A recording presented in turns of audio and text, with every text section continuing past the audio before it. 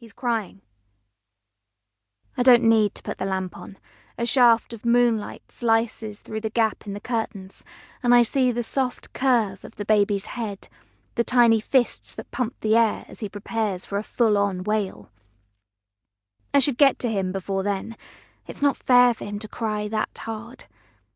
I lean over the cot and scoop him up, smelling that already familiar baby scent.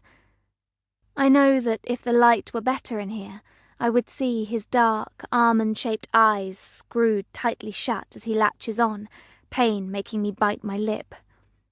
He's only 4 weeks old, but I am cracked and bleeding, something I don't remember from when I had Mina. Or maybe I've just forgotten. I would see the dark, dark hair that covers his tiny skull, hair that no one apart from me was surprised to see. His sallow olive skin, darker than me, lighter than Rav, a legacy of his Indian grandparents. I am the opposite, so white, so fair you could mistake me for a Viking, or a milk bottle. There is nothing of me in the baby. He is all Rav. I pull up my nightshirt and place him carefully at my breast, wincing as he latches on, squashing down the faint whiff of resentment that rises as Rav lets out a sigh and rolls over, burrowing down under the duvet against the chilly draught that wafts in through the ill-fitting antique windows. I focus on the baby's head, the dark tufts of hair, the movement of his mouth as he squeaks and sighs contentedly against my skin. He takes his time, drinking greedily, and by the time he is finished, I am wide awake, my eyes gritty and dry. The baby unlatches, and he lolls in my arms drunkenly, not even stirring as I reach over and lay him gently in the cot. Glancing at Rav, who slumbers on oblivious, I slide carefully out of bed, wincing as something inside tugs as I stand. Mina's birth had been easy, quick, a delightful first labour, I was told by my midwife. This time, it wasn't so easy. I slide my feet into slippers, big, cosy, fluffy monstrosities that Rav had laughed at when he saw them, but now I am grateful for them as the floorboards beneath my feet are icy cold, the chill wafting up around my bare legs.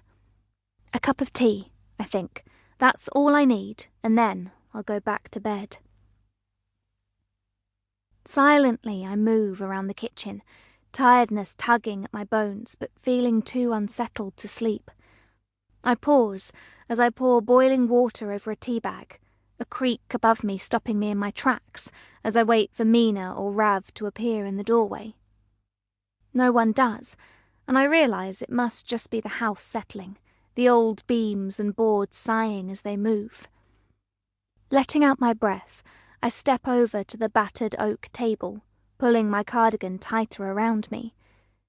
The kitchen is always slightly chilly, as is the landing at the top of the stairs.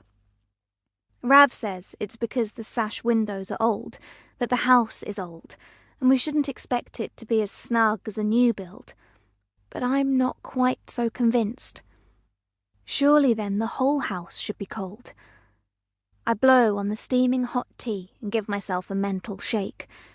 I'm just feeling off-kilter because of the dream. It was so vivid, so real. I could feel the creak of the stairs under my feet, the carpet under my toes as I walked across the landing, the cold spot in the moonlight as I paused and peered into the room to where Mina was sleeping. The headache that thumped at my temples in the dream pulses there now, and I reach for the packet of cocodamol that was sent home with me from the hospital, swallowing 2 down with gulps of hot tea that scald my throat.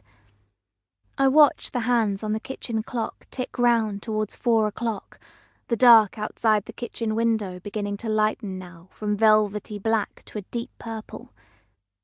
In the dream it was dark, but with bright moonlight pouring in.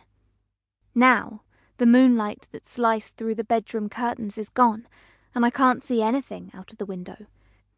Just my own reflection staring dark-eyed back at me, my hair a tumbled mass of bright blonde, almost white at the tips where it has been bleached by the sun.